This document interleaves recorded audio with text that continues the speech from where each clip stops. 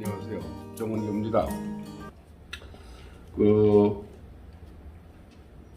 이제 이재명 추천으로 내로남불당 비상대책위원회에 이제 공동위원장으로 있는 박지현, 윤호중과 함께 이제 공동위원장으로 있는 박지현이 뭐 100번, 1000번인지 뭐 1000번, 만번인지 하여튼 무한 사과를 하겠다며 지방선거에서 한 번만 믿고 내로남불당 후보를 찍어달라고 고개를 숙였습니다. 뭐 구체적으로 뭘 사과하겠다는 것인지는 이제 언급이 없고 무조건 잘못했다고 하니까 이제 좀 제가 듣기에 어리둥절하기도 하고 지금까지 그럼 내로남불당은 잘한 게 하나도 없다는 건지 또 586 세대는 이제 몽땅은 아니지만 일선에서 물러나 달라고 하는 말을 듣고 저는 사실 좀 솔직히 어리둥절했습니다. 박지현이 이제 조수빈의 N번방 사건에 수사 단초를 제공했다는 사실은 제가 이제 알겠는데 그 외에는 정치와 관련해서 어디서 뭘 하다가 온 사람인지도 모르겠고 이재명이 20, 30대 여성들 내로남불당을 정신적으로 지지한다는 개딸들을 의식해서 땅에 끌어들인 사람 같기는 한데 소위 개딸이라는 게 숫자가 얼마나 되는지도 모르겠고 그냥 맹목적으로 이재명을 와샤와샤하고 지지하는 고립인 여성 일부를 이재명이 뻥튀기 한 것이 아닌가 이제 그렇게 짐작이 듭니다. 개딸이 되는 게 그 개딸의 상징으로 영입한 이 박지현이 아이러니하게도 개딸을 비판하는 발언을 하고 있습니다. 아마도 자기는 범죄 피의자로 지목되고 있는 이재명을 무턱대고 지지하지는 않는다는 말을 하고 싶은가 봅니다. 박지현 씨가 개딸들의 맹목적인 내로남불당 지지와 맹목적 이재명 지지를 비판한 것은 하지만 참 잘한 일이라고 생각합니다. 개딸은 솔직히 개역의 딸이 아니고 개떼처럼 몰려다니는 속없는 여성들 모임입니다. 제가 편가르기를 하려고 이 말을 하는 것은 아니고 저는 어느 시대에나 이런 속없는 사람들은 늘 있게 마련이라고 믿고 있습니다. 다만 이런 속없는 사람들의 선동에 착하고 양식도 있고 양심도 있는 하지만 마음이 어린 여성분들이 휩쓸리는 게 안쓰러워서 개딸들 얘기를 하는 겁니다. 여러분, 당초에 박지현을 맞아들인 내로남불당의 속셈은 뻔합니다. 선거에서 여성표를 노리고 써먹자는 것 이외에 아무것도 아니었습니다. 선거 결과가 시원치 않을 때 박지현의 미래는 말 하나 마나입니다. 아마 1년 후 그때 내로남불당에 그런 사람이 있기는 했었나 이렇게 될 확률이 100%입니다. 100% 잊혀진 사람이 될 겁니다. 그렇다면 박지현 씨, 당신은 어떤 각오를 갖고 내로남불당에 들어오셨습니까? 뻔한 인터뷰 하지 말고 한번 속 시원하게 속마음을 털어서 보여주십시오. 내로남불당을 지지 않는 저도 이렇다 할 경력이나 성취가 없는 박지현 씨를 응원할 마음의 준비가 되어 있습니다. 만약 박지현 씨가 내로남불의 틀을 벗어난 제대로 된 상식과 각오를 보여주기만 한다면 저는 박지현 씨를 기꺼이 응원할 마음의 준비가 되어 있습니다. 내로남불당의 고질적인 병폐인 우리끼리 또 약속을 손바닥 뒤집듯 하는 상식을 벗어난 행태에서 박지현 씨가 얼마나 굳건하게 버틸지 저는 한번 지켜보겠습니다. 이재명이 이제 유세중 손으로 제목을 이렇게 치는 신용을 하며 이번에 떨어지면 내 정치 생명이 이렇게 된다라고 했습니다. 저도 뒤가 구리다는 건 스스로 아는지 결사적으로 국회의원이 돼야만 한다는 몸부림입니다. 우리 얼굴이 화끈거리는 장면입니다. 이런 양아치급 인간을 대통령으로 뽑을 뻔했습니다. 이재명이 아슬아슬하게 개양을 내서 떨어질 것이라는 예측을 제가 한번 해봅니다. 개양을 주민들이 몽땅 나서서 이렇듯 지역 구민을 조롱하는 사람을 이번에는 기필코 심판해야 합니다. 저도 투표 전에 관계는 없지만 계양구 주민은 아니지만 계양구를 한번 찾아가 보려고 합니다. 찾아가서 이재명의 조용한 선거운동이 어떤 것인지 한번 구경을 할까 합니다. TV나 유튜브 방송에서 평론가들이 하나같이 하는 말이 투표율이 선거 결과에 영향을 많이 미칠 것이라는 말 같지도 않은 말들을 하고 있습니다. 투표율이 높으면 누가 유리하고 낮으면 누가 유리할 것이라고 말을 해야 하는데 투표율이 높으면 투표율이 선거에 영향을 많이 미칠 것이라는 말을 하는데 참 말 같지 않은 거죠.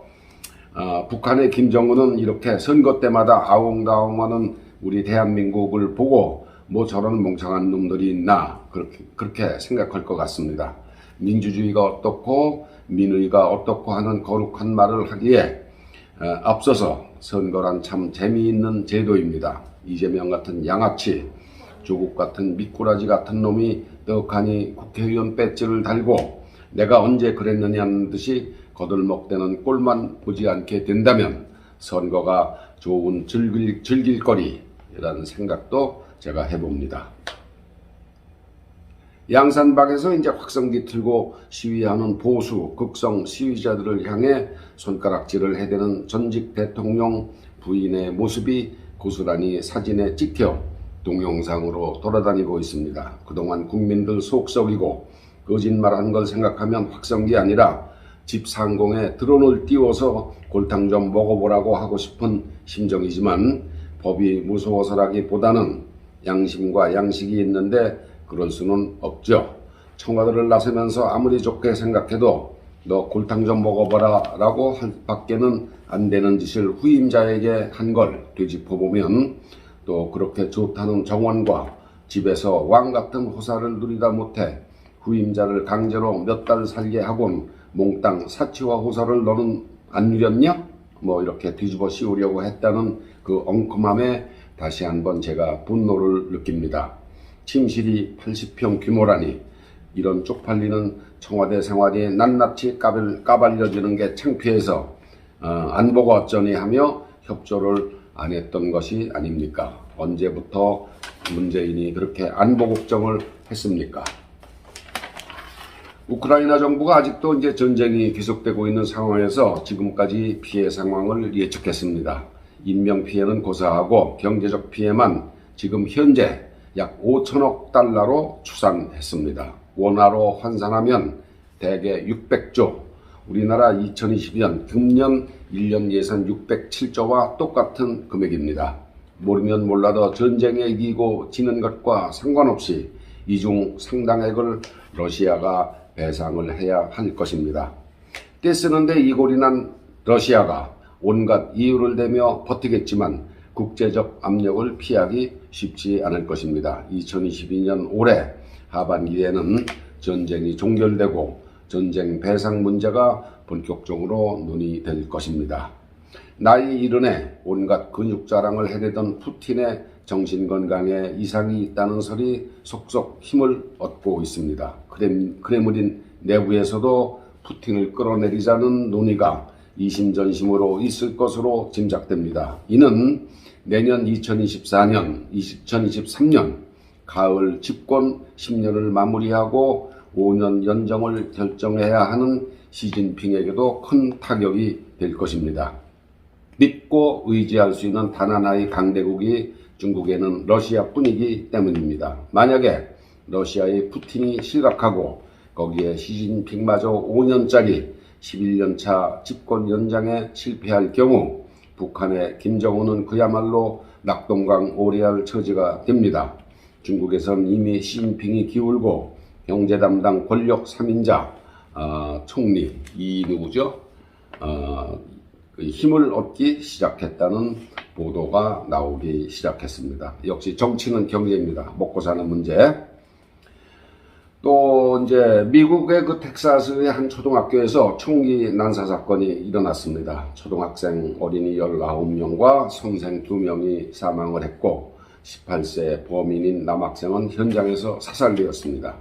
10년 전 26명이 사망한 그 동부 코네티컷주에서 발생한 총기 사건 이후 가장 큰 사건입니다. 유독 미국에서만 매년 서너 건의 총기역 사건이 발생하는데 이를 두고 중국 등 일당 독재 국가가 미국을 깎아내리는 호재로 써먹고 있습니다. 국민 생명을 정부가 보호하지 못하고 있다는 이유, 또 인종차별이 주요 원인인데 전혀 개선되지 않는다는 점을 중점적으로 이제 공격을 하고 있습니다. 왜 유독 미국에서만 이런 총기 사건이 자주 일어나는 것일까요? 미국은 기본적으로 자유를 신봉하는 국가입니다. 무엇보다도 개인의 자유가 사회의 근간입니다.